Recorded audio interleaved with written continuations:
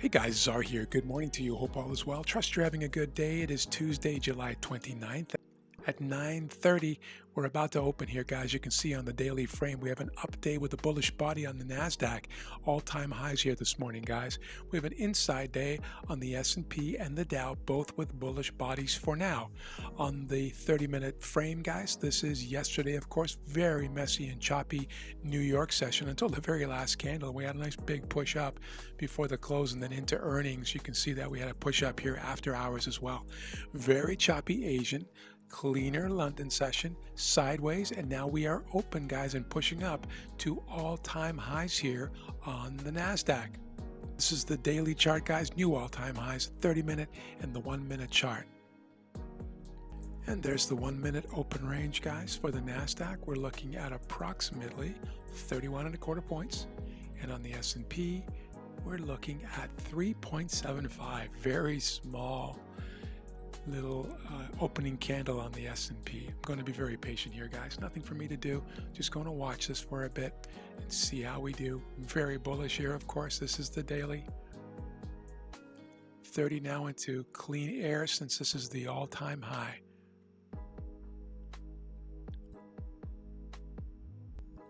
On the 1-minute chart, we have the Asian and the London open ranges here down below. I'm actually going to delete those for now, guys, just to keep my charts nice and clean. Focus here on the New York open range. If we get down below, I might bring those back just to see where support might be. So even if we go flying higher here, guys, I'm not going to chase. I'll look for some structure for a potential entry or do nothing at all. I'm only interested in the most optimal setups, clean flowing price action, something that I can understand. I'm not going to get excited by breaks above or below open ranges and things like that without the story making perfect sense for an entry. No panic, no anxiety, no chasing. Just cool, calm and collected and waiting. Just watching here, guys, as we push up above the open range here initially on the Nasdaq, but we were below the open range on the S&P and now kind of center of the open range. Very small open range on the S&P. I really want to see both of these participating on any move, whether it's up or down, before jumping in here. And just pulling back here, guys, in an orderly way on the Nasdaq. Still stuck in the open range, just sleeping on the S&P. As long as we are inside or below the open range on the S&P and we're above on the Nasdaq, there's nothing for me to do here. And so I'll just put you on pause and bring you back when this relationship changes. Big topping tail here, guys, on the 30-minute chart as we pull back into range, into where these wicks were earlier here today in the London session.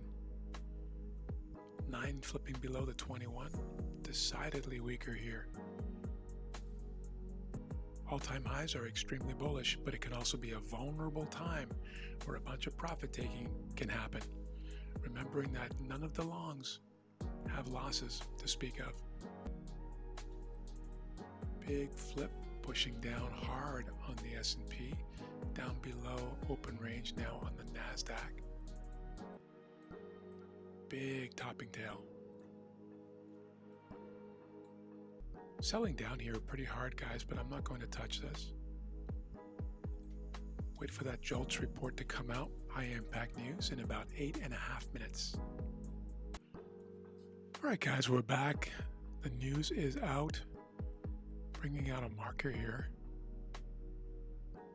Sell stop order, guys. Sell stop order, stop above this shift candle and all of these candles here that we're waiting for the resolution on news. Here we go.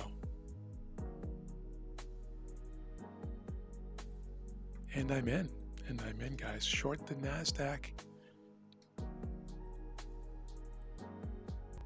Fairly tight stop, guys, and I don't mind doing that given all of this big attempt higher at all-time highs and then a reversal and a failure. This massive top wick here, guys, is a very bearish sign. This failure to go higher on the daily and then pull back into yesterday's range very quickly is a very bearish sign. And so I'm not even going to bother putting my stop on the other side of the open range, which I normally would do if I'm fading the daily candle and structure, but not after that tug of war and after the resolution post news. Jolts report. No reaction on the news.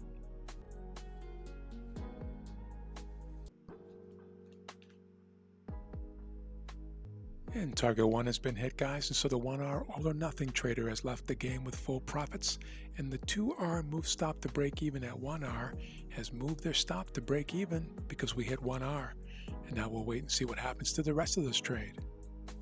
And just pushing down now, guys. So why am I short? Hopefully it's very self-explanatory.